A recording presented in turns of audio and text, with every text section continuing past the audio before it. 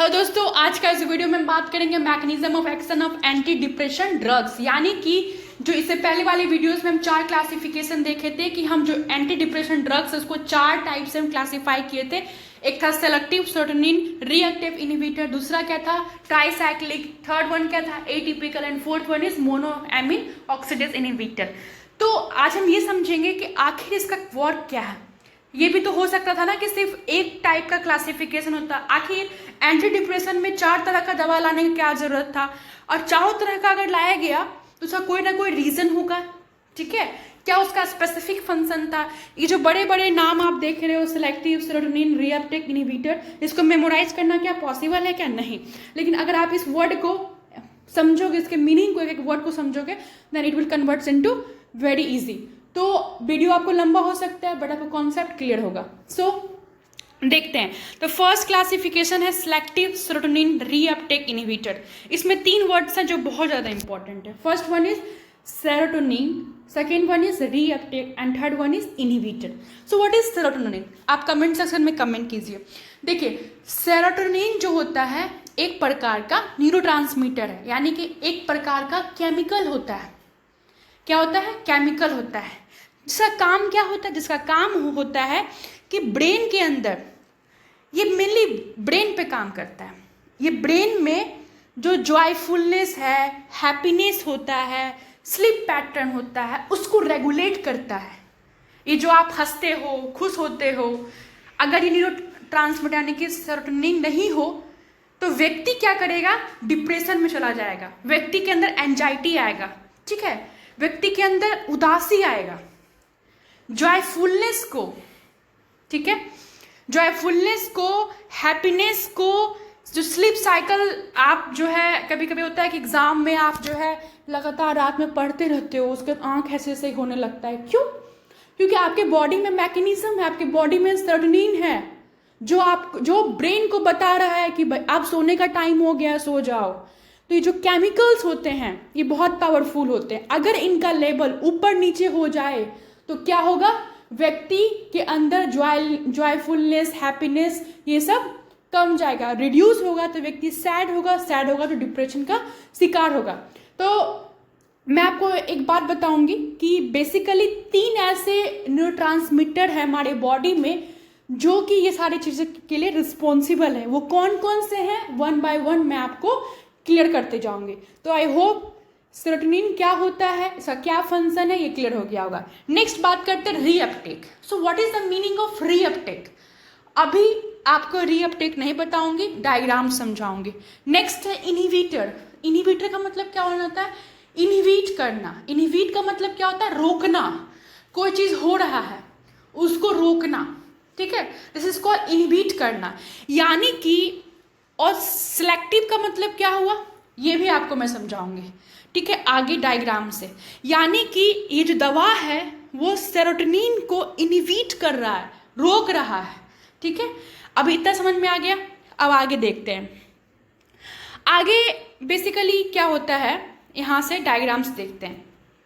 ये आप डायग्राम को देखो। इससे पहले वाले वीडियोस में भी जब मैं आपको बताई थी तो एंटीसाइकोटिक में, तो उसमें अच्छे से क्लियर की थी, लेकिन मैं फिर से एक बार बताती हूँ। बेसिकली होता क्या है न्यूरोट्रांसमीटर? ये जो आप सेरोटोनिन पढ़ रहे हो क्या है? एक न्यूरोट्रांसमीटर है। न्यूरोट्रांसमीटर क्या होता है? एक केमिकल होता है। केमिकल का काम क्या होता है? बेसिकली देखिए, यहाँ पे आप जो देख रहे हो ये प्री साइनेप्टिक न्यूरॉन है और इसको बोलते हैं पोस्ट साइनेप्टिक। ठीक है, पहले ये समझते कि साइनेप्स क्या होता है। तो 2 न्यूरॉन, ये न्यूरॉन और फिर ये न्यूरॉन है, ये दोनों न्यूरॉन के बीच का जो स्पेस होता है इसको हम साइनेप्स कहते हैं।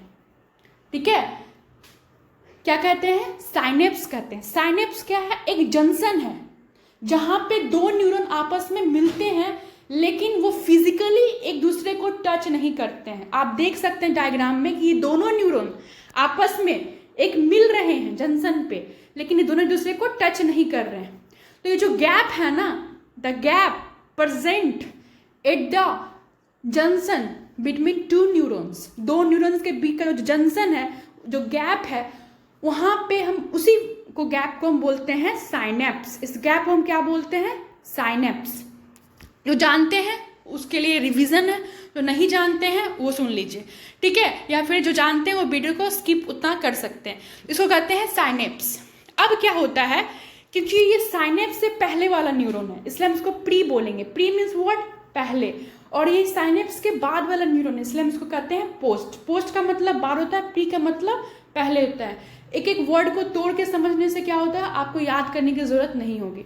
अब देखिए होता क्या है मैकेनिज्म। बेसिकली जो प्री साइनेप्टिक न्यूरॉन्स है उसमें क्या होता है कि वेसिकल्स प्रेजेंट होते हैं। वेसिकल्स क्या होता है, कुछ नहीं होता है, समझिएगा कि जैसा कि बैग एक झोला है, ठीक है, तो उस झोले के अंदर, उस वेसिकल्स के अंदर न्यूरोट्रांसमीटर जो केमिकल है वो भरा हुआ रहता है।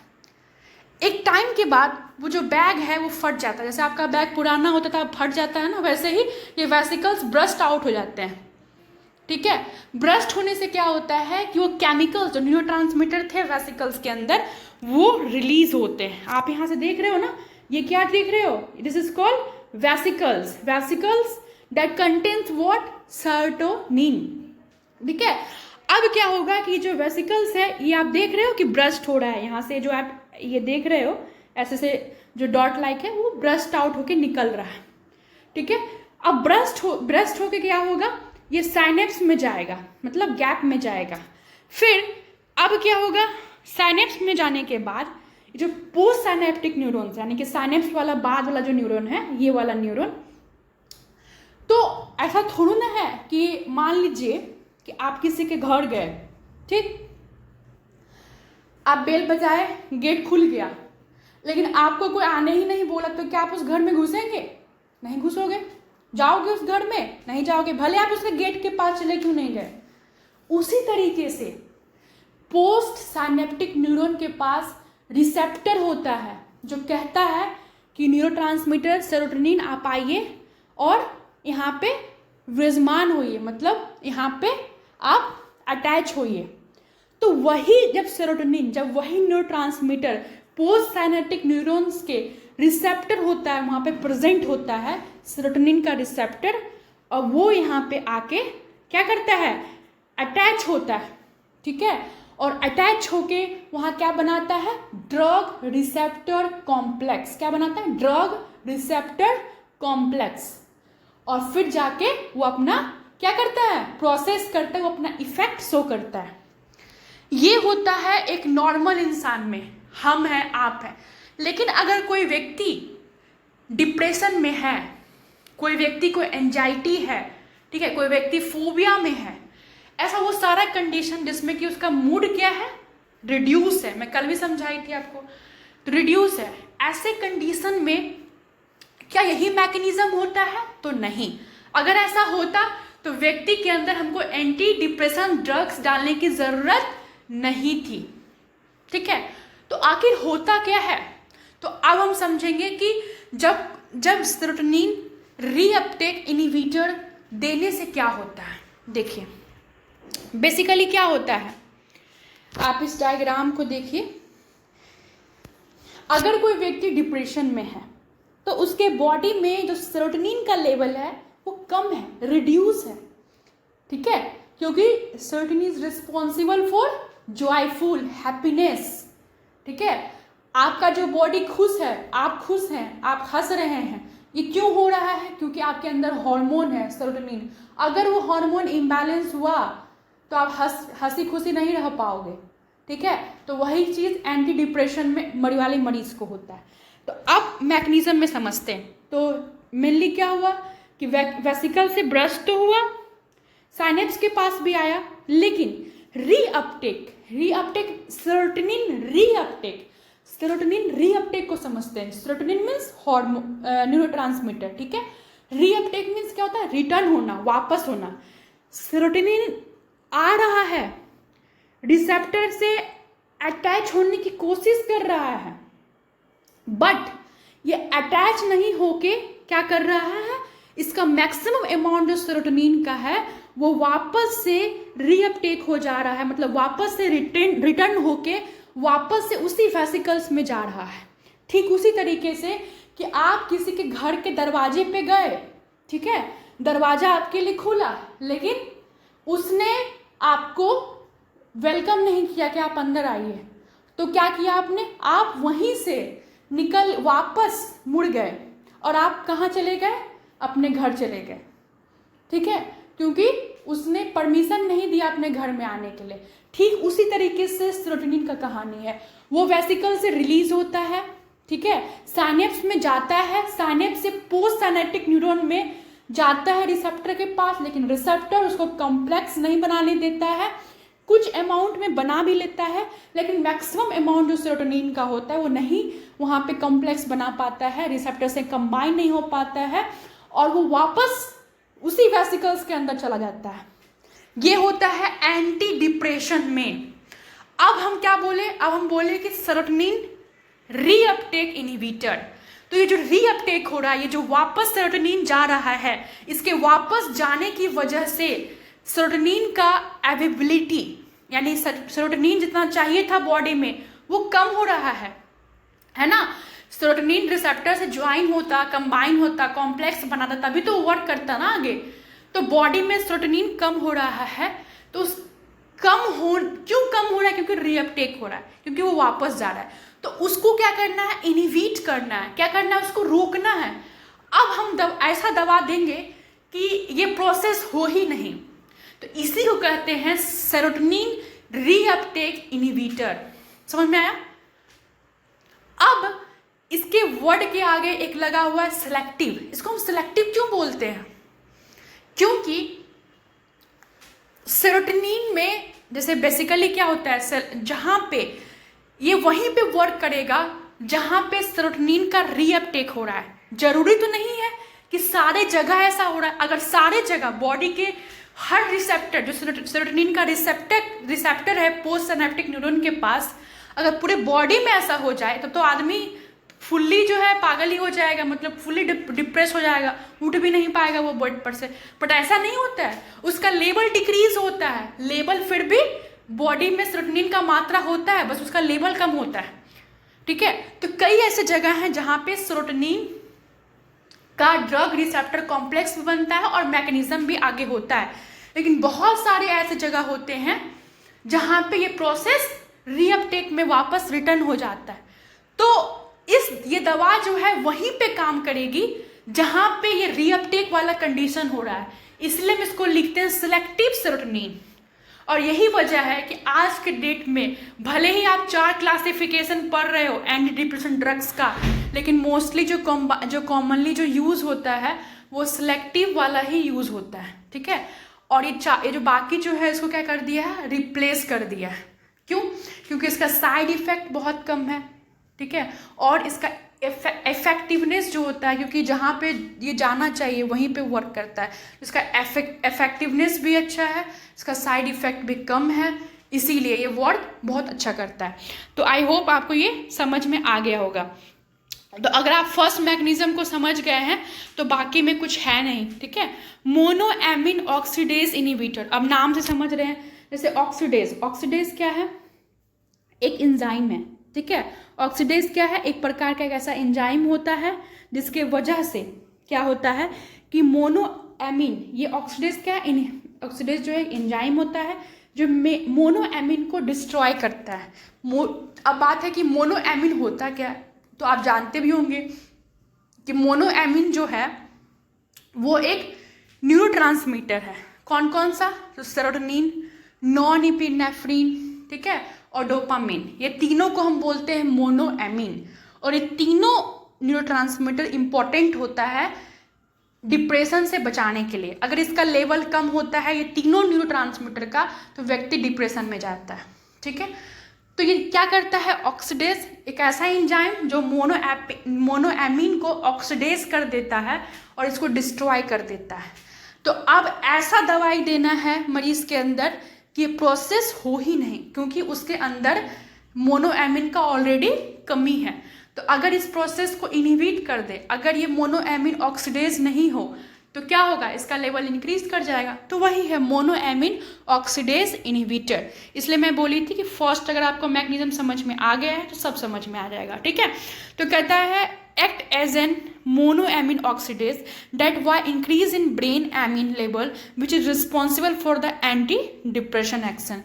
It takes 5 to 10 days for MOIS to bring down depressive symptoms. जैसे कि ऐसा नहीं है कि कोई व्यक्ति आया, उसको मैंने डिप्रेशन का गोली दे दिए और भैया 24, अब देखे कि 6 घंटा हो गया, काम ही नहीं कर रहा है, तो ये जो है आप जो है बोलोगे कि दवाई खराब है या फिर ट्रीटमेंट सही नहीं। मोनोइम्यून अगर आप किसी को दे रहे हो तो उसको वर्क करने में कितना दिन लगता है? 5 to 10 days लगता है। ऐसे भी जब हम एंटी डिप्रेशन दवा देते हैं तो 1 सप्ताह वेट करते हैं, उसके बाद ही उसका इफेक्टिवनेस को चेकआउट करते हैं, ठीक है। नेक्स्ट है ट्राईसाइक्लिक एंटी डिप्रेशन। तो ट्राईसाइक्लिक एंटी डिप्रेशन क्या है? तो कहता है increase the level of norepinephrine and serotonin. तो वही कह रहा है कि ट्राईसाइक्लिक एंटी डिप्रेशन क्या करता है? ट्राईसाइक्लिक एंटी डिप्रेशन जो होता है वो जो नॉरएपिनेफ्रिन है और जो सेरोटोनिन है उसके लेवल को इंक्रीज करता है, ठीक है। कैसे इंक्रीज करेगा? तो जो सेरोटोनिन जो रीअपटेक हो रहा था उससे बचाएगा, ठीक है। दूसरा है कि जो नॉरएपिनेफ्रिन है, जो मोनोएमिन का डिस्ट्रक्शन हो रहा था वो होने नहीं देगा। तो ऐसे करके जो है ट्राईसाइक्लिक एंटी डिप्रेशन भी क्या करता है? वर्क करता है। बट अगर क्लिनिकल बेस में देखें तो अभी ये सारी चीज़ें का यूज़ नहीं है, अभी बस यूज है किस चीज़ का? अभी सिलेक्टिव सेरोटोनिन रीअपटेक इनहिबिटर का है। ये सबको रिप्लेस करके सिर्फ और सिर्फ वही मेडिकेशन अभी क्लिनिकली पर्पस में यूज़ किया जा रहा है, ठीक है। तो क्या कर रहा है? 2 to 3 weeks for TCA to bring down depressive symptoms. मतलब कि अगर आप किसी को ट्राईसाइक्लिक एंटी डिप्रेशन दे रहे हैं तो उसको 2 से 3 सप्ताह लग जाता है उस दवा का इफेक्टिवनेस को शो करने में, ठीक है। तो पहला जो था सिलेक्टिव सेरोटोनिन था, वो क्या कर रहा था? एक बार डिकैप कर देते हैं। वो जो है प्रीसिनेप्टिक न्यूरॉन्स का जो वेसिकल्स होता है वहाँ से रिलीज होता है, रिलीज होने के बाद साइनेप्स में जाता है, साइनेप्स में जाने के बाद पोस्ट साइनेप्टिक न्यूरॉन्स के रिसेप्टर के पास जाता है, जिसको हम बोलते हैं अगर वो कंबाइन कर गया तो कहते हैं drug receptor complex. But complex ना बना के क्या करता है? वापस से वही वेसिकल्स के अंदर फिर से चला जाता है, जिसकी वजह से हम क्या बोलते हैं? उसको रीअपटेक हो गया। तो अगर हम मेडिसिन देते हैं तो इस प्रोसेस को वो रोकता है।